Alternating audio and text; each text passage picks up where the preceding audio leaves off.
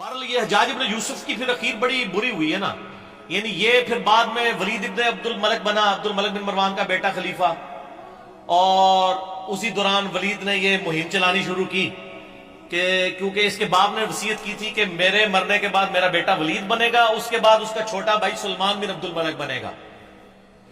तो इसने ये मुहिम चलाई कि नहीं, मेरा भाई नहीं बनेगा, मेरे मरने के बाद मेरा बेटा क्यों ना बने। ये तहरीक उसने चलाई। जब ये तहरीक चलाई ना तो सारे गवर्नर, आपको पता लाई लाग होते हैं, सारे मान गए। एक गवर्नर ऐसा था जिसने कहा कि नहीं, वो उमर बिन अब्दुल अजीज थे, मदीना शरीफ के गवर्नर उमर बिन अब्दुल अजीज रहिमहुल्लाह ताला। वो बहनोई भी थे इसके वलीद के। मरवान के दो बेटे थे, एक अब्दुल मलिक और एक अब्दुल अजीज। अब्दुल अजीज का बेटा उमर बिन अब्दुल अजीज है, ये भी मरवान की औलाद है। लेकिन देख ले, और इसीलिए हम कहते हैं ना आले उमैया में उमर बिन अब्दुल अजीज। मौलाना तारिक जमीर साहब को मैं कहता हूं ना आले उमैया में उमर बिन अब्दुल अजीज। ठीक है, आप समझ रहे क्यों कहते हैं। तो उमर बिन अब्दुल अजीज ने मुखालफत कर दी। उन्होंने कहा ना। अब वो क्या हुआ कि उसने पकड़ के उमर बिन अब्दुल अजीज को कैद में डाल दिया, क्योंकि उमर बिन अब्दुल अजीज जो है ना वो बड़े महबूब गवर्नर थे अपने इलाके के। तो बड़ी शोरश बर्पा हो गई। इसी दौरान वलीद बिन अब्दुल मलिक अचानक मर गया, तो ऑटोमेटिकली सुलेमान बिन अब्दुल मलिक खलीफा बन गया, उसका छोटा भाई। और इनकी बहन थी फातिमा, वो उमर बिन अब्दुल अजीज की बीवी थी। इसलिए कहते हैं फातिमा से ज्यादा ताकतवर औरत कभी नहीं गुजरी, कि जिसका बाप भी 3 बरे-ए-आज़मों का खलीफा, जिसके 4 भाई 3 बरे-ए-आज़मों के खलीफा, और जिसका खामन भी 3 बरे-ए-आज़मों का खलीफा। और बड़ी दरवेश औरत थी फातिमा बिनते अब्दुल मलिक बिन मरवान। तो फातिमा जो थी ना दरवेश औरत, इसकी बीवी। अब वो सुलेमान बन गया खलीफा। सुलेमान जो खलीफा बना तो उसको ये चीज मालूम थी कि मेरी खिलाफत में सबसे बड़ी कंट्रीब्यूशन उमर बिन अब्दुल अजीज की है। ठीक हो गया। ये उसके दिमाग में था कि अगर उमर बिन अब्दुल अजीज ना होता तो मेरा भतीजा इस वक्त खलीफा होता, और मुझे तो इसने माजूल कर दिया था मेरे बड़े भाई ने। तो इसलिए वो उनको यानी आगे आगे रखता था। मस्जिद नबी शरीफ की इमामत भी कराते थे। अनस इब्न मालिक के बारे में सुनन नसाई में आता है कि मैंने रसूलुल्लाह सल्लल्लाहु अलैहि वसल्लम के बाद बड़े अरसे के बाद किसी ऐसे शख्स के पीछे नमाज पढ़ी है जो बिल्कुल नबी इस्लाम के तरीके पे हमें नमाज पढ़ाता है, और वो उमर बिन अब्दुल अजीज है। 99 हिजरी में खलीफा बने, और 101 हिजरी में सिर्फ 38 साल की उम्र में आले उमैया ने जहर देके उनको शहीद कर दिया। ठीक हो गया। तो उमर बिन अब्दुल अजीज जब खलीफा बने तो यानी ये गवर्नर थे और सुलेमान खलीफा बन गया। फिर इन्होंने मशवरा दिया कि हज्जाज इब्न यूसुफ को मजूल किया जाए, ये जालिम आदमी है। उसने कहा हज्जाज नाम के जितने बंदे हमारे गवर्नमेंट में हैं सारे मजूल, जेलों में डलवाओ इनको। ठीक हो गया। अब जब ये जेलों में गए ना तो मोहम्मद बिन कासिम का भी रगड़ा लग गया, जिसने यहां पे, वो हज्जाज इब्न यूसुफ का क्या था, रिश्तेदार था ना, भांजा था ना, भांजा या भतीजा। तो इसको फिर मुफ्ते में रगड़ा लग गया, इसको फिर बुला के जेल में डाला गया। वो कहते हैं ना जी वो नुबाल जेल नहीं पाता था, इसलिए कि पीछे खलीफा चेंज हो गया था। तो हज्जाज इब्न यूसुफ के जितने भेजे हुए थे ना उसको, चूंकि वो गवर्नरी से गया तो उसके भी सारे फरसादे फारिग हो गए। और फिर ये खैर बड़ी बुरी मौत मरा, यानी इसको फोड़े निकल आए और पीप निकलती थी। फिर मरते मरते ये कहता था कि जी अल्लाह ताला तो मां से ज्यादा मोहब्बत कर, जो साढ़े लोग भी कहते हैं। हसन बसरी को किसी ने बताया कि वो तो कहता है कि जी अल्लाह ताला की रहमत तो मेरे गुनाहों को तो उसके सामने कुछ भी नहीं है। तो हसन बसरी ने फरमाया हज्जाज चाहता है कि दुनिया भी अपनी मर्जी की गुजारी है और आखिरत भी अपनी मर्जी की गुजारी। इस तरह तो नहीं होता कि दोनों जानी मुठ्ठे बाऊ, दोनों जान तो नहीं मुठ्ठे में आ सकते ना, या दुनिया या आखिरत। ठीक हो गया। तो खैर ये मारा गया। फिर सुलेमान जो है ना, उसकी जब मौत का वक्त करीब आया, उसको भी एक बीमारी लग गई। तो उसने इरादा किया कि अपने छोटे 2 भाइयों को खिलाफत के लिए नामजद करे। तो उसका एक असिस्टेंट था, रिजा उसका नाम था, बड़ा नेक था वो।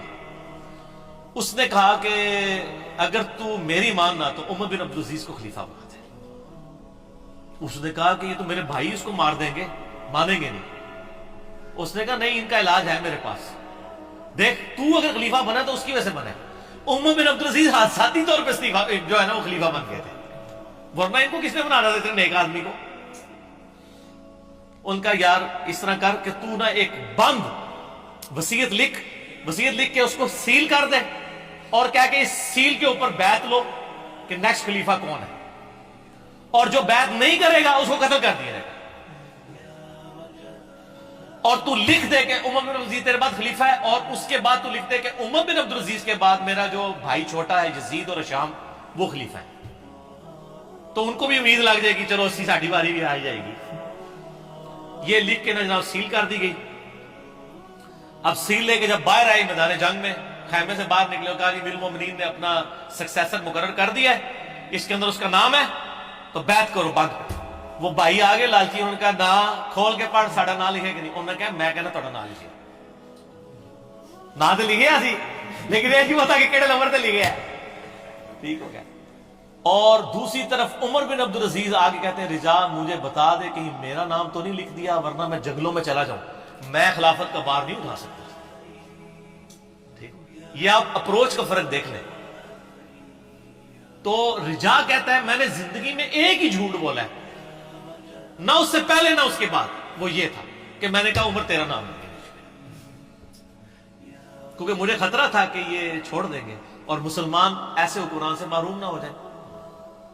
کہتے ہیں جب وصیت کھولی گئی، جب پڑھ کے سنائی گئی عمر بن عبدالعزیز،